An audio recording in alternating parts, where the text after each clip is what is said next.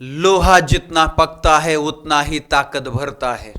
लोहा जितना पकता है उतना ही ताकत भरता है। सोने को जितनी आग लगे वो उतना ही प्रखर निखरता है। हीरे को जितनी धार लगे वो उतना ही खूब चमकता है। मिट्टी का बर्तन पकता है तो धुन पर खूब चमकता है। अरे सूरज जैसा बनना है तो सूरज जितना जलना होगा। नदियों से आदर पाना है तो पर्वत छोड़ निकलना होगा। और हम आदम के बेटे हैं और हम भारत मां के बेटे हैं। क्यों सोचे राह सरल होगा, कुछ ज्यादा वक्त लगेगा पर संघर्ष जरूर सफल होगा। कुछ ज्यादा वक्त लगेगा पर संघर्ष जरूर सफल होगा। हर समस्या का हल होगा। आज नहीं तो कल होगा, आज नहीं तो कल होगा, आज नहीं तो कल होगा। नमस्कार माझ्या प्रिय शिक्षक बंधू आणि भगिनींनो, सर्वच प्रकारच्या स्पर्धा परीक्षेतील आणि अखंड भारतातील माझ्या लाडक्या विद्यार्थी मित्र आणि मैत्रिणींनो, मी प्राध्यापक मारुती विठ्ठल शेळके आपल्या सर्वांच्या लाडक्या व्यासपीठावर अर्थात शेळके मास्टरमाइंड अकॅडमीच्या या व्यासपीठावर सहर्ष असे स्वागत करीत आहे। इंग्लिश शिकायचंय, सहजासहजी कमी वेळेमध्ये इंग्लिश शिकायचंय। सर स्पर्धा परीक्षेमध्ये इंग्लिशमध्ये आउट ऑफ मार्क्स मिळवायचे, मग ग्रामर असो व्हॉकॅब्युलरी असो चालता बोलता शिका, सहजासहजी शिका, हसत खेळत शिका, एकदम मस्त शिका, थोड्या वेळात शिका। कसं शिकायचंय तेच तर पाहायचंय, तेच तर आपल्याला शिकायचंय।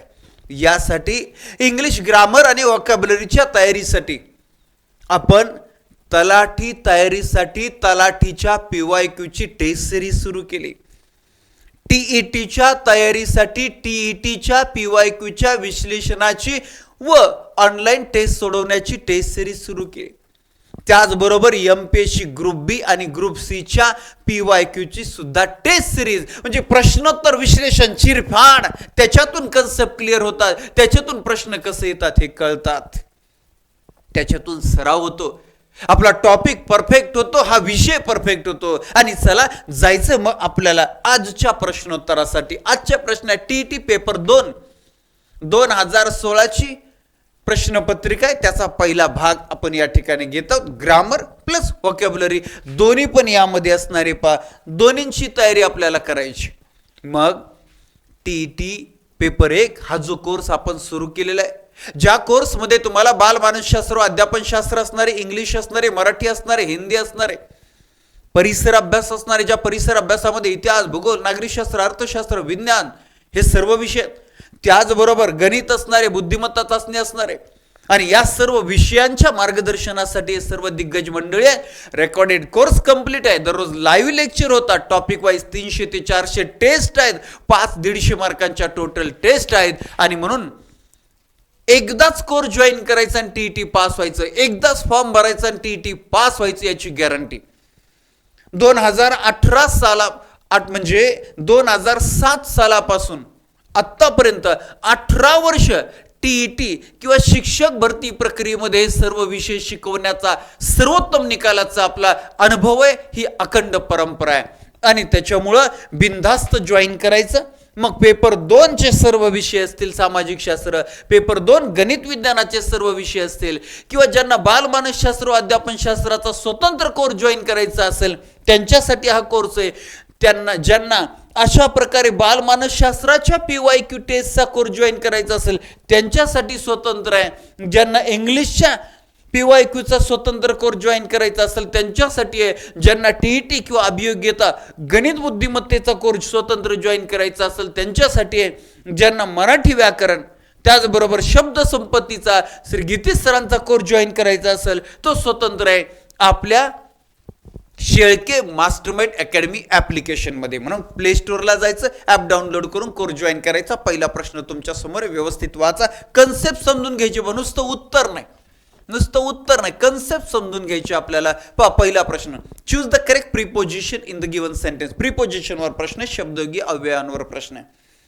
ओके, आणि मग पहा, पुणे सिटी रेकॉर्डेड 41.8 mm काय मिलीमीटर पाऊस, rain 3 hours the dash dash 5:30 PM and 8:30 PM। Okay, आणि इथं पर्यायामध्ये 2, याचा अर्थ 2 रिकाम्या जागा असणाऱ्यात 2 रिकाम्या जागा असणार. बर बर रेन. आणि इथं रिकामी जागा आहे बघा एक, इथं इथं इथं पहा. Pune city recorded 41.8 millimetre rain dash dash 3 hours. पुढं the dash dash 5:30 PM and 8:30 PM. म्हणजे 5:30 ते 8:30 हा 3 तासांचा कालावधी. या 2 कालावधीच्या दरम्यान, मग 2 व्यक्तीच्या दरम्यान, 2 काळांच्या दरम्यान, 2 वस्तूंच्या दरम्यान असं आलं की आपण बिटवीन हे प्रिपोजिशन वापरत असतो. म्हणजे या ठिकाणी आपल्याला बिटवीन हे प्रिपोजिशन वापरायचे. का बरं? तर इथं काय दिलंय, 3 तासात, 3 तासा दरम्यान. आणि मग ते 3 तासाचे 2 टोक दिले 5:30 ते 8:30च्या दरम्यान, 2 काळांच्या दरम्यान, म्हणून बिटवीन. दुसऱ्या रिकाम्या जागेत बिटवीन आहे पा, इथं बिटवीन आहे, बाकी कुठंच नाही, संपला विषय.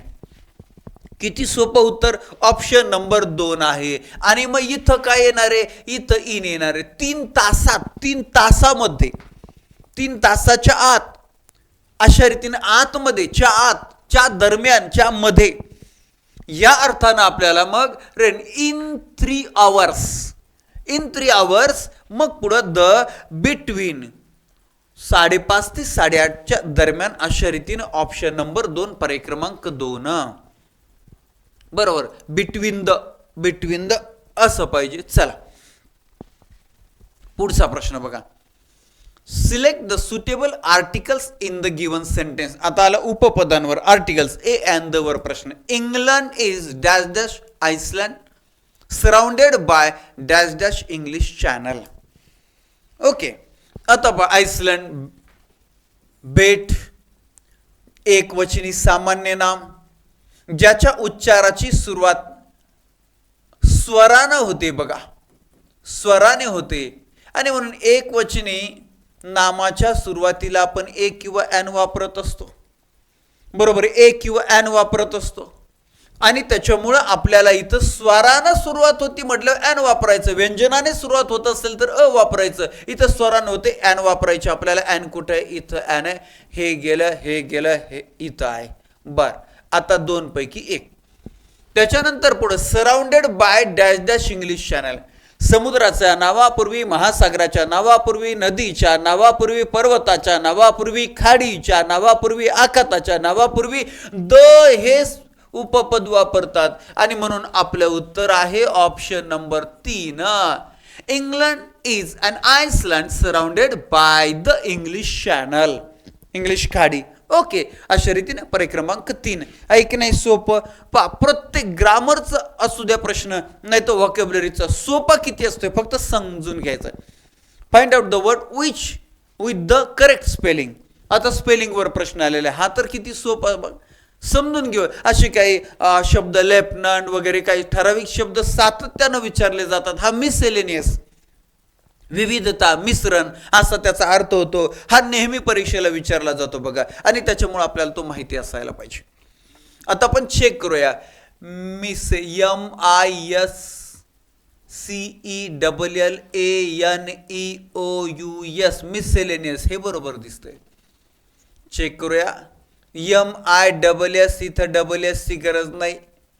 आणि इथं सिंगल एल नाही, डबल एल पाहिजे. याचा अर्थ दुसरं चुकलंय. बरं, इथं MIS बरोबर आलं, CE आलं, पण इथं डबल एल पाहिजे होता म्हणून तिसरं चुकलं. इथं पुन्हा MISS आलं, त्याच्यामुळं चौथं चुकलं. ऑप्शन नंबर 1च स्पेलिंग बरोबर आहे, मिसलेनियस, मिश्रण. ओके, काय चुकलंय आणि का बरोबर आहे क्लिअर समजून घ्यायचं. पुढचा प्रश्न. Name the part of speech of the underline word. दिलेल्या अधोरेखित केलेल्या शब्दांचे जात ओळखायचे आपल्याला. नाम, सर्वनाम काय असेल ती. मग पाहिजे alas he is dead in the accident. Alas दुःख व्यक्त करण्यासाठी, अरे रे, अरे दुःख व्यक्त करण्यासाठी. आणि म्हणून आपल्याला इथं काय, not pronoun, not conjunction, not adjective. Pronoun नामाच्या जागी वापरलं जातं. कंजंक्शन 2 वाक्य जोडण्यासाठी वापरलं जातं. ऍडजेक्टिव्ह नामाबद्दल विशेष माहिती. पण इथं option number 4 interjection. Interjection. Okay, पर्याय क्रमांक 4 आहे पहा. औच अशा पद्धतीचे हुर्र, बरोबर. अलास हे इंटरजेक्शन आहेत. पुढचा fill in the blank with the most suitable pronoun. आता प्रोनाउन वर प्रश्न आलेला आहे. प्रोनाउन सोपा आहे. याचा अर्थ dash dash had no finery except her wedding ring. आता जर आपण पाहिलं इथपर्यंत तर इथं काय बी येऊ शकतं. He had no finery. Okay, except. पण गंमत का, इथं कुठलं ही वापरायचं, दे वापरायचं, वी वापरायचं, शी कुठलंही येईन इथं जर फुल स्टॉप असता तर, आणि पुढचं काय नसतं तर. पण तसं नाहीये. इथं हर सुरुवातीला जो कर्ता वापरलेला आहे त्याची द्वितीया इथं आलेली आहे, त्याच्याबद्दलच सर्वनामाचं हे रूप आलेलं आहे. आणि म्हणून हर हे सीची द्वितीय आहे, म्हणून आपल्याला दुसरं तिसरा कुठलाही कर्ता वापरता येणार नाही, सी वापरायचा आहे. याचा अर्थ ऑप्शन नंबर 4 आहे, पर्याय क्रमांक 4. बरोबर आहे. इथं जर दे वापरलं तर इकडं दे ही द्वितीय आली असते, तिकडे ही वापरलं असतं तर इकडे हिम आली असते, उई वापरलं असतं इकडं उईची द्वितीय अस आली असते. हे नियम आहे, आणि हा साधा सोपा बेसिक नियम समजून घेतला की क्लिअर उत्तर आपलं ऑप्शन नंबर 4. चालता बोलता इंग्लिश ग्रामर अँड व्हॉकॅब्युलरी शिकता येतं आणि आउट ऑफ मार्क्स मिळवता येतात. पुढचा प्रश्न बघा. Choose the one which can be substituted for the given sentence. काय आलंय? Specialist in disorders of the nervous system. आता आपल्या हॉस्पिटलला सगळ्या माणसांना हॉस्पिटलचं लय अभ्यास आहे, दवाखान्याचं. सारे माणसं मेंटली फिजिकली आजारी. निगेटिव्हिटी नावाचा एक मोठा आजार झालाय. लोक कशात बी निगेटिव्ह बघतात, कायम नकारात्मक जीवन जगतात, कायम विशेषतः दुसऱ्याबद्दल तर पटकन असे पा. तर इथं म्हणून हॉस्पिटल चक्र जास्त. कशाचा स्पेशलिस्ट आहे? नर्वस सिस्टम म्हणजे चेता संस्था. आता चेता संस्था जर अवघड वाटेल तर मज्जा संस्था म्हणजे काय? जी संस्था मज्जा करते तिला. तसं नाही, मेंदूची संस्था आहे. मेंदू नाही तर तुम्ही म्हणाल असं कसं मेंदू, मग मेंदू तज्ञाला आपण काय म्हणतो? न्यूरोलॉजिस्ट म्हणतो ना, ऑप्शन नंबर 1. हा अर्थवाला म्हणजे हाडं बिडं मोडणारे, बरोबर आहे. अस्थिरोग. डेमॅटॉलॉजिस्ट म्हणजे आपला स्किनवाले, त्वचा रोग तज्ञ. गायनाकोलॉजिस्ट म्हणजे आपले महिला रोग तज्ञ, स्त्री रोग तज्ञ. ओके, आपलं उत्तर ऑप्शन नंबर 1 आहे, पर्याय क्रमांक 1 आहे. नेक्स्ट पुढे identify the figure of speech in the following line. बरं, फिगर्स ऑफ स्पीच आले. आता अलंकार आला आपल्याला. The soul was like a star and dwelt apart. Figures of speech वाचता काय आलंय? लाईक आलंय. लाईक आलं म्हणजे संपलं. आपल्याला लगेच क्लिअर झालं काय? लाईक ॲज वापरलं उपमान आणि उपयोग म्हणजे दोघांमध्ये तुलना करत असताना ॲज लाईकचा वापर केला म्हणजे सिमिली. ऑप्शन नंबर 3, पर्याय क्रमांक 3. आता अँटिथेसिस म्हणजे काय असतं? एखादं वाक्य प्रभावी करण्यासाठी एकाच वाक्यामध्ये 2 परस्पर विरोधी शब्द सोबत वापरलेले असतात. अँटिथेसिस त्याला म्हणतात, पॅराडॉक्स सारखा. मेटाफर म्हणजे रूपक. उपमान हे उपमेयच आहे. ॲज लाईक वापरायचं नाही दोघांमध्ये तुलना करत असताना. 1 नंबरचा 2 नंबरच आहे. आपला गण्या म्हणजे कुंभकर्णच, याला म्हणायचं मेटाफर. गण्या कुंभकर्णासारखा खातो याला म्हणायचं सिमिली. आता पर्सोनिफिकेशन, चेतना गुणोक्ती म्हणजे निर्जीव वस्तू, वनस्पती, प्राणी यांना मानवी गुण वैशिष्ट्ये जोडले की त्याला पर्सोनिफिकेशन. वारा बोलला अशा रीतीनं पर्सोनिफिकेशन. आपलं उत्तर ऑप्शन नंबर 3. सगळे फिगर्स ऑफ स्पीच खूप सोपे आहेत बघा. पुढे identify the part of the sentence which has an error. एररचा प्रश्न आला बघा. आता पाहूया काय आहे. नो सुनर डीड हा झाला एक भाग. द टीचर हा झाला दुसरा. Enter the class the children हा झाला तिसरा. स्टॉप्ड शाउटिंग चौथा. बर, नो सुनर डीड आला, डीड आहे बरोबर आहे. द टीचर आले बरोबर आहे. एंटर द क्लास, बर तिकडे डीड आल्यामुळे इकडे क्रियापदाचं पहिलं रूप एंटर द क्लास बरोबर आहे. ओके, हा आता पहा इथं कंजंक्शन कोणतं वापरलेलं आहे? नो सुनर वापरलंय. No sooner, no sooner conjunction actually असं आहे, नो सुनर द्यान आहे. सुरुवातीला नो सुनर वापरायचं आणि दोन्ही वाक्यांच्या दरम्यान जोड शब्द म्हणून द्यान येतं. तर इथं द्यान आलंच नाही. द्यान द चिल्ड्रन, एक घटना घडली की लगेच दुसरी घडली हे सांगत असताना आपल्याला नो सुनर द्यानचा वापर करायचा असतो. इथं द्यान आलं नाही म्हणजे सी चुकीचं आहे, सी चुकीचं आहे. ऑप्शन नंबर 3 आपलं उत्तर आहे. पर्याय क्रमांक, एरर शोधायचं होतं तर ते एरर आपल्याला सापडलं. पुढचा प्रश्न बघा. Name the underline clause in the given sentence. आता अधोरेखित केलेला क्लॉज कोणत्या प्रकारचा आपल्याला ओळखायचा आहे. We realize the condition in which we were living in all these days. Clause म्हणजे आपल्या डाव्या हाताचा मळ. इतका सोपं. आपला लेक्चर ज्यानं एकदा पाहिलं क्लॉजमध्ये आउट ऑफ मार्क्स. कोणत्या प्रकारचा कसा बी येऊ द्या. मग पहा, हा सबऑर्डिनेट क्लॉज. पर्याय काय आहेत. Noun clause, adjective clause, adverb clause, adverb clause. इथं 2 ॲडव्हर्ब क्लॉजचे प्रकार आलेत आणि इथं मग डायरेक्ट नाउन आणि ॲडजेक्टिव्ह आलाय. सगळ्यात सोपं अगोदर ॲडजेक्टिव्ह क्लॉज आहे का चेक करायचं. वेळ वाचवायचा असेल तर कसं चेक करायचं. याच्या अगोदर नाम आलेलं आहे का, याच्या अगोदर नाम आलेलं आहे का.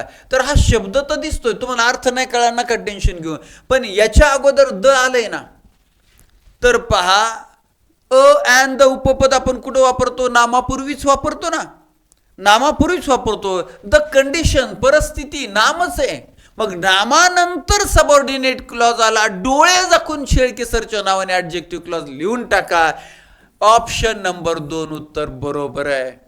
ॲडजेक्टिव्ह काय करत असतं, नामाबद्दल विशेष माहिती. पहा नाही तो वी रिअलाइज द कंडिशन, आम्हाला ती परिस्थिती समजली. कशी होती परिस्थिती, परिस्थितीबद्दल पुढचं वर्णन आहे. In which we were living in all this days. त्या स्थितीची, त्या परिस्थितीचं वर्णन आहे. म्हणजे त्या नामाबद्दल विशेष माहिती सांगणारा हा सबऑर्डिनेट क्लॉज. नामाबद्दल माहिती सांगणारा शब्द असेल तर त्याला ॲडजेक्टिव्ह म्हणतो आणि सबऑर्डिनेट क्लॉज असेल तर ॲडजेक्टिव्ह क्लॉज म्हणतो. बरोबर आहे की नाही. अशा रीतीने ॲडजेक्टिव्ह क्लॉजच उत्तर आपलं 100% आहे. जर ॲडजेक्टिव्ह क्लॉज नसतं निघलं, इथं जर नाम नसतं तर आपण पुढं नाऊन क्लॉज आहे का हे चेक करायचं. कसं चेक करायचं. मेन क्लॉजला व्हॉटने प्रश्न विचारायचं, व्हॉटने प्रश्न विचारायचं. समजा एवढा नसतं ना इथं, एवढा कट केला. वी रिअलाइज्ड, वी रिअलाइज आम्हाला समजलं. काय समजलं, काय समजलं त्याचं उत्तर पुढे, त्याचं उत्तर पुढं आलं नाऊन क्लॉज आहे की ना. किती सोपं आहे. तर इथं नाऊन असल्या कारणानं त्याच्याबद्दलचं वर्णन आहे म्हणून ॲडजेक्टिव्ह क्लॉज आहे. Option number 2. Next, choose the correct alternative to fill in the blanks. रिकाम्या जागा भरायला आलेल्या आहेत आपल्याला. द आर्मी डॅश डॅश, इथं एक जागा, call to carry dash dash rescue operation. बर बर बर बर काय आहे. Have bin. ओके, पहिली गोष्ट आता पहिलं द आर्मी आलेलं आहे. Army, okay, collective noun. आणि हे कसं आहे, एकवचनी आहे, एकवचनी आहे. मग या एकवचनी नामासाठी टू बीचं रूप एकवचनी यायला पाहिजे, हॅवचं रूप एकवचनी यायला पाहिजे. बरोबर आहे की नाही. मग एकवचनी. आता इथं पहा, हॅव अनेक एकवचनी. हॅव संपलं. इथं हॅवचं रूप वापरायचं असेल तर हॅज येणार. बरोबर आहे की नाही. तर मग इथं हे एक बरोबर दिसतंय. आर आलंय, आर बिईंग आलंय, झालं. टू बीची रूप अनेक वचनी 2 ठिकाणी ते कट केले. हॅव अनेक वचनीसाठी वापरतो आपण, संपला. एकच राहिलं उत्तर. आता पहा, the army has been called to carry out rescue operation. म्हणजे तडीस नेणे, पूर्ण नसणे, एखादं रेस्क्यू ऑपरेशन पूर्ण करण्यासाठी आर्मीला पाचारण करण्यात आलं, आर्मीला बोलावलं. अशा रीतीनं कॅरी आउट, अशा रीतीनं आपल्याला carry out. Yes, option number 2च बरोबर आहे. पर्याय क्रमांक 2 आपलं उत्तर बरोबर. का बाकीचे 3 पर्याय कट झाले हे बी क्लिअर झालं आणि उत्तर का हेच आहे हे पण क्लिअर झालं. ओके, पहा, अशा प्रकारे प्रश्न हे जे इंग्लिश आहे, ग्रामर आणि व्होकॅब्युलरीचा आपला सराव सुरू आहे. प्रश्नोत्तर विश्लेषण तुमच्या आगामी होणाऱ्या तलाठी भरतीसाठी सुद्धा त्याचा फार फार फार उपयोग होणार आहे, लक्षात राहू द्या. आणि यापूर्वीच्या तलाठीमधील प्रश्नोत्तरांचं सुद्धा विश्लेषण तशा पद्धतीनं आपण घेणार आहोत. काळजी नसावी म्हणून बिनधास्तपणे आपल्या शेळके मास्टरमाइंड अकॅडमी ॲप्लिकेशनमध्ये तुम्हाला जी परीक्षा द्यायची त्या परीक्षेच्या तयारीसाठी आपला कोर्स जॉईन करा, जो 100% रिझल्ट ओरिएंटेड असणार आहे आणि तुमचं सिलेक्शन होणार आहे. आजच्या या प्रश्नोत्तर विश्लेषणामध्ये इथंच थांबूया. पुन्हा भेटणार आहोत पुढील लेक्चरमध्ये. धन्यवाद. Thank you very much.